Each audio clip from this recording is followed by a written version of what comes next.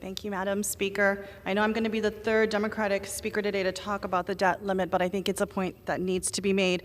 Madam Speaker, every single day, Americans across our country are forced to take extraordinary measures just to keep a roof over their head and food on the table.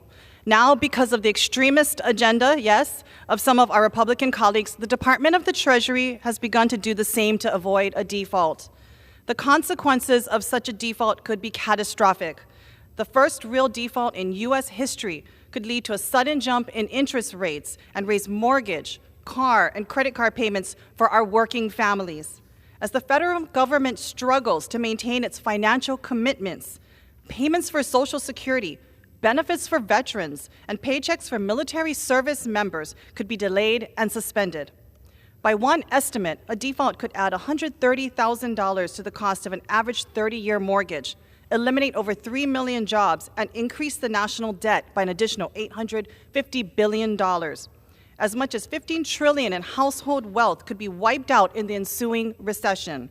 And our competitors across the world, like China and Russia, would surely see this U.S. default as an indication of American decline and be further emboldened. As the representative of Hawaii's 2nd Congressional District, I speak on behalf of the diverse communities I represent, spanning all 8 Hawaiian islands. I am here to fight for working families struggling with high cost of living, small businesses providing jobs and opportunities for our residents, senior citizens seeking security and retirement in old age, and above all, our children and their futures. In my first month alone on this job, we find our country inching towards a debt crisis at the national level that could devastate my constituents and their ability to care for their families, all caused by the extreme politics of my Republican colleagues. This is not a short-term, one-off issue. The implications for our economy, on our foreign policy, and on our communities are severe and long-term. When I sit down at my kitchen table every night and look across at my sons, I worry. Will they have their own kitchen table filled with family right here in Hawaii? If Republicans force our country into a default, their future will be even more challenging. To afford a home of their own, to be able to even rent one, to have a car, to get to work, to save for their children's future.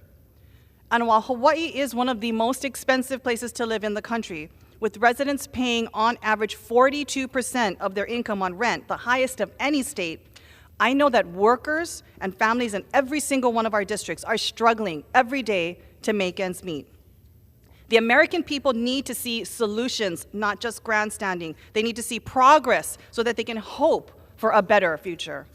That means we've got to build and act on the progress delivered by the first 2 years of the Biden administration and one of the most productive Congresses in modern history.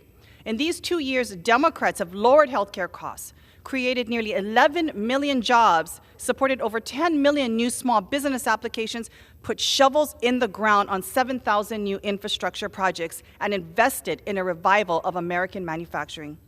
This Congress should be building on the progress of the last 2 years, not tearing it down by flirting with default and making unacceptable demands to cut Social Security, Medicare, and other critical programs that working families across the country depend on. Why would House Republicans hold our economy hostage and the American people in anxious suspense for months when they can pass a clean debt limit increase right now?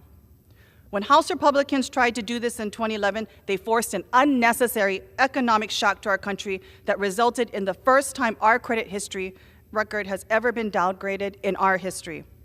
We cannot do that again. We can have a reasoned debate and discussion, negotiations over the right level of government spending, as every Congress does every year through the budget and appropriations process. But whether the United States pays its bill on time must not be a pawn in a Republican political game. Our families work hard to pay their bills on time. Their government should too. I have heard from so many people how much they love Hawaii. So do I. If you have a chance to visit our home, stop and take a look.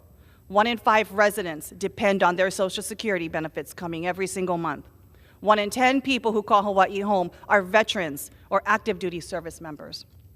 These are the faces of the people held hostage and hurt by Republicans.